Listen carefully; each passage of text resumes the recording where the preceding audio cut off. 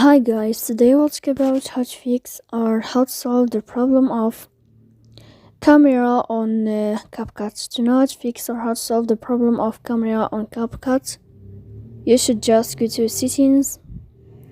After that, you can click apps, default apps, app settings. Here on this page, you will enter to CapCut and you can click. After that, you will enter to first stop and you can click OK. Here we'll enter to storage.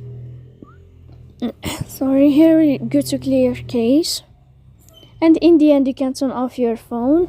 You can wait a moment to turn on your phone again.